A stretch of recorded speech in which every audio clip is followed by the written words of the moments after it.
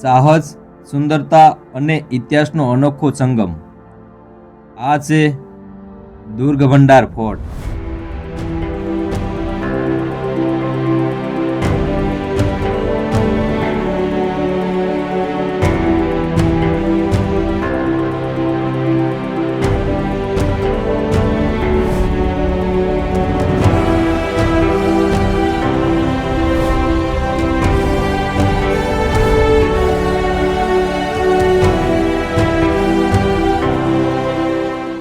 અત્યારે 7:03 થઈ છે અને આખા દિવસની વાટ જોયા પછી અત્યારે વાતાવરણ ખુલ્યું છે. જો ધુમ્મસ બધું હટી ગયું છે અને ક્લીન દેખાય છે એકદમ. ઘડીક ધુમ્મસ આવી જાય છે, પાછું વહી જાય છે, ઘડીક આવી જાય છે, પાછું વહી જાય છે. હવે અંધારું થવા મળ્યું છે. નીચે બધી જો લાઇટો ચાલુ થવા મળી છે અને આપણે નાઇટ અહીંયા જ રોકાઈ જવાનું છે. હવે અહીંયા અમારી સિવાય કોઈ જ નથી. આખા ડુંગરમાં પૂજારીથી માંડીને બધા લોકો નીચે જતા રહ્યા છે અને હું અને રાજુ 2 જ જણા અહીંયા છીએ. અને આ નજારો જોવા અમે જો એટલી મહેનત અને એટલી વાટ જોઈ પછી આવો નજારો જોવા મળ્યો. તમે નજારો જોઈ શકો છો. જો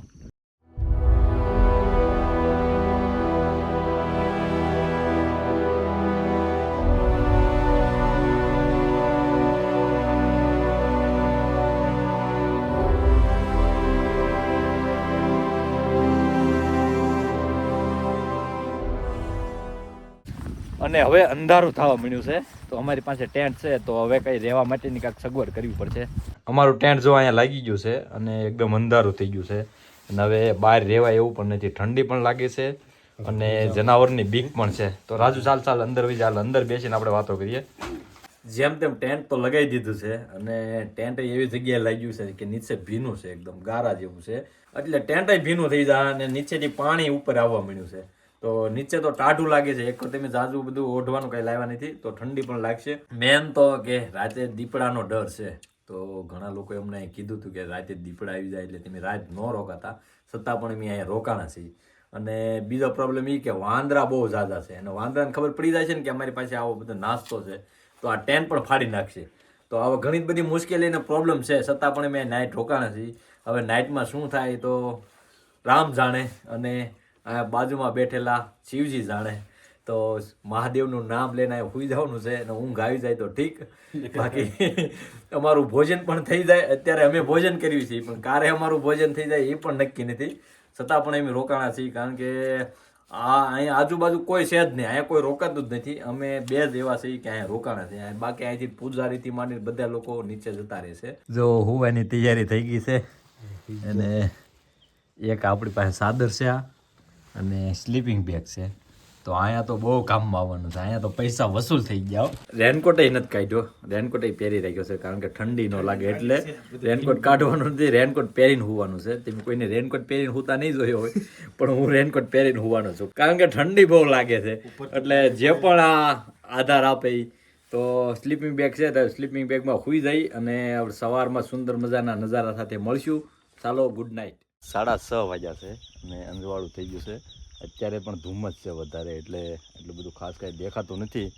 તો હવે થોડોક નાસ્તો લાવ્યા હતા, આજુબાજુ ફરીએ અને થોડો નાસ્તો કરીએ અને આ ધુમ્મસનો આનંદ લઈએ અને ખુલ્લે તો પાછો સુંદર મજાનો નજારો જોવા મળશે.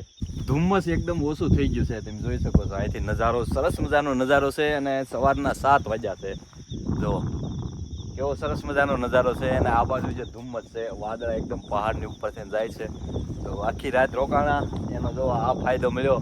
અને બીજી વાત કે રાત્રે ઠંડી તો હતી, વરસાદ પણ બરાબરનો રાત્રે આવ્યો હતો અને અમે તો રાત્રે એ સૂઈ ગયા.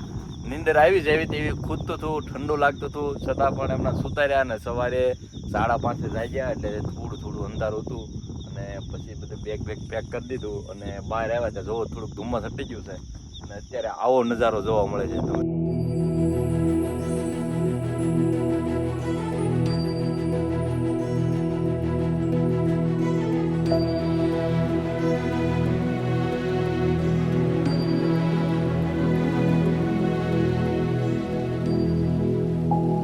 અત્યારે હું છું બ્રહ્મગીરી પર્વત પર. હવે જઈશું દુર્ગભંડાર ફોર્ટ, જે એક પાતળી ખીણથી બ્રહ્મગીરી પર્વત સાથે જોડાયેલો છે. બ્રહ્મગીરી પર્વતની બાજુમાં એક દુર્ગભંડાર ફોર્ટ આવેલો છે. તો એની તરફ જાય છે પણ જવા માટેનો રસ્તો એકદમ ખરાબ છે કારણ કે અત્યારે ત્યાં કોઈ જાતું નથી. એકદમ ચીકણો અને બધા પગથિયા તૂટી ગયેલા છે અને બહુ ખતરનાક રસ્તો છે, પણ આગળ જઈને જોઈ કેવો રસ્તો ખરાબ છે. અહીંથી નીચે એકદમ ઊંડી ખીણ છે, 1000 ફૂટ ઊંડી ખીણ છે. જો એના કિનારે કિનારે રસ્તો છે.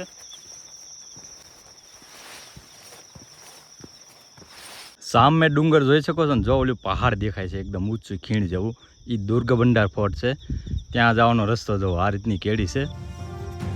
બ્રહ્મગીરી પર્વતથી દુર્ગભંડાર જવાનો રસ્તો થોડો થ્રિલિંગ છે અને ચોમાસામાં જ્યારે ચારેય બાજુ ધુમ્મસ છવાય છે ત્યારે આ રસ્તો થોડો ખતરનાક થઈ જાય છે.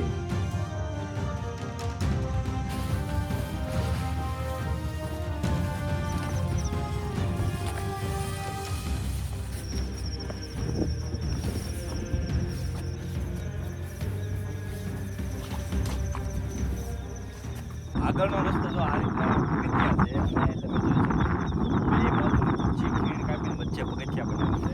અહીંથી પગથિયા એકદમ નીચે જાય છે અને બહુ ઊંડાઈ છે, એટલે અંધારામાં બરાબર દેખાશે પણ નહીં. પણ જઈએ હવે જોઈએ અંદર કેવી સ્થિતિ છે. આ ભાઈબંધ આપણી સાથે છે હો, સવારનો રાતે પણ અમારી સાથે હતો. જો અમારી સાથે સાથે આવે છે, જો આગળ આગળ થઈ ગયો. અને કેટલી ઊંડાઈ છે જો, તો બહુ નીચે ઉતરવાનું છે ને ઉપર જોવો તમે. આ હનુમાન દાદાની મૂર્તિ છે. જય બજરંગ બલી કરી અને અંદર જવાની જીગર નાખીએ. અને અહીંથી રસ્તો જો ખતરનાક હો ભાઈ, આમ જો હોય બહુ ઊંડાઈ છે, બોલવી તોય પડઘા પડે છે.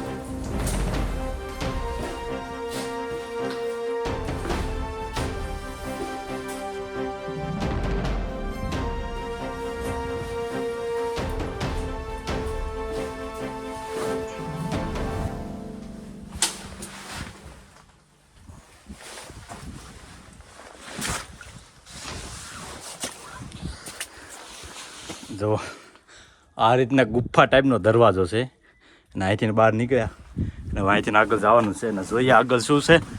હા, ધુમ્મસ ધુમ્મસ. રાજુ તો આગળ પહોંચી ગયો.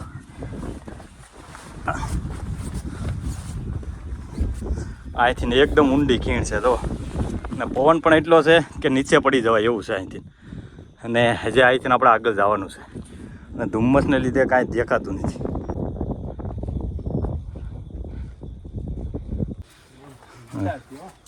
અત્યારે આ જો આવો રસ્તો ચાલુ થઈ ગયો છે.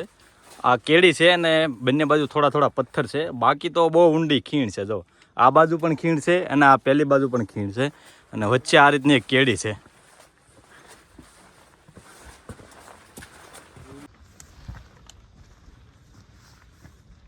અત્યારે મેં જે જગ્યાએ છે ને એ જગ્યાની બંને બાજુ ઊંડી ખીણ છે અને વચ્ચે સાંકડો રસ્તો છે, તમે જોઈ શકો છો.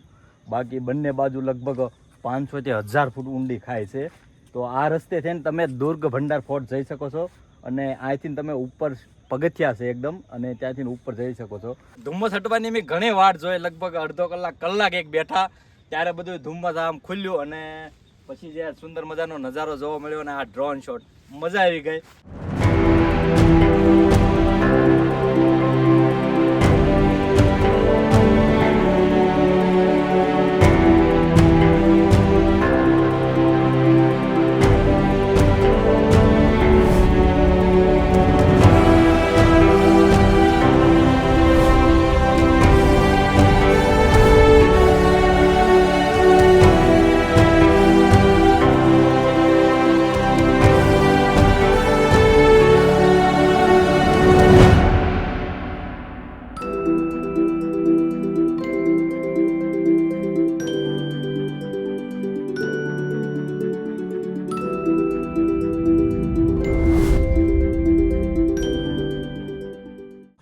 જો આ બાજુથી આવ્યા હતા, આ પહાડની ઉપરથી અંદરથી જે રસ્તો પગથિયાનો એનાથી આવ્યા હતા, અને આ વચ્ચે વચ્ચે આ રીતનો રસ્તો છે. પછી અહીંથી તમે દુર્ગ બંડાર જઈ શકો છો. આ દુર્ગ બંડાર ફોર્ટ તરીકે ઓળખાય છે. આ બાજુ બ્રહ્મગીરી પર્વત છે અને આ છે ત્રંબક સિટી, તમે જોઈ શકો છો. તો અહીંથી દૂર દૂર સુધી દેખાય છે. અને આ બાજુ છે દુર્ગ બંડાર ફોર્ટ. અને હવે થોડી વારમાં જો ધુમ્મસ આવી જાય છે. અને અહીંથી તમે રસ્તો જોઈ શકો છો. સામે એક પણ સીડી છે, પણ ત્યાં આવવા માટે બહુ અઘરું છે, આસાન નથી ને ખૂબ જ રિસ્કી છે. એટલે એ રસ્તે આપણે નીચે નહીં ઉતરીએ, કારણ કે તમે જોઈ શકો છો એકદમ એક અંદર પગથિયા છે, એક ક્લિફ આખી પાર કરીને આવવું પડે છે.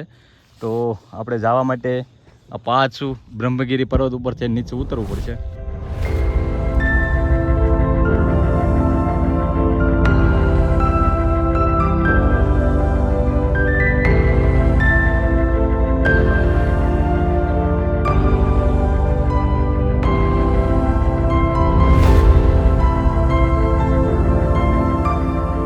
આ રીતનો ગેટ જો, કઈ રીતનો પથ્થર કાપીને આખો ગેટ બનાવ્યો છે, ઉપર પથ્થર ગવડો છે જો.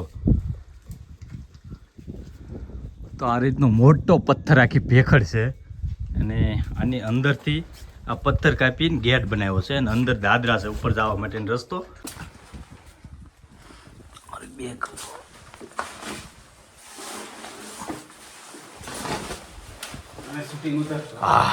જો આ રીતનો રસ્તો છે, અહીંથી ઉપર જવાનો એકદમ. અને આ રીતના પગથિયા છે, અને પગથિયામાં તો આ રીતનું પાણી આવે છે. અને પાછળ જો આવો આ રીતના અહીંથી અમે અંદર આવ્યા છે, ના અહીંયા પાણી ભરેલું છે, અહીંયા ઉપર જવાનું છે.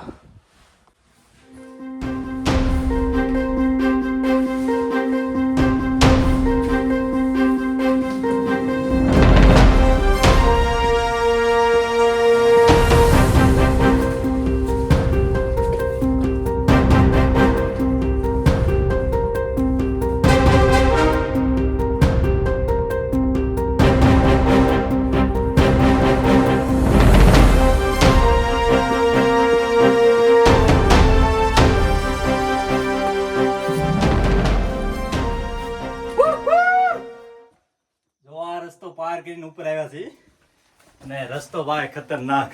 પહેલાના સમયની કારીગરી, નિડરતા અને શૂરવીરતા અને કેટલી બધી મહેનત, કારણ કે એટલો પથ્થર કાપવો એ નાનીમથી વાત નથી. આજે એટલી બધી ટેકનોલોજી હોવા છતાં પણ જો એટલો પથ્થર કાપવો હોય ને તો પણ બહુ મોટી વાત છે. અને આ તો વર્ષો પહેલા આ રીતના પથ્થર કાપીને જે રીતનો રસ્તો બનાવ્યો ભાઈ, અદ્ભુત કહેવાય, અદ્ભુત. અને આવો જ રસ્તો સામે પણ છે, અને આગળ પણ આવા રસ્તા છે. તો આની પાછળ કેટલી મહેનત હશે તમે વિચાર કરો ખાલી.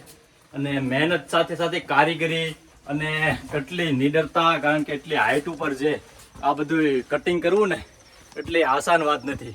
કારણ કે આપણે અહીંયા આવવું ને અહીંથી એકદમ ઊંડી ખીણ છે, સાઈડમાં 1000 ફૂટ ઊંડી ખીણ છે, અને સાઈડમાં તો અદ્ભુત વાત કહેવાય આ.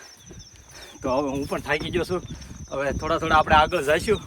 અને આ બાજુ જો પાછું એકદમ ધુમ્મસ આવી ગયું છે, અને અહીંથી એકદમ નીચે ખીણ છે.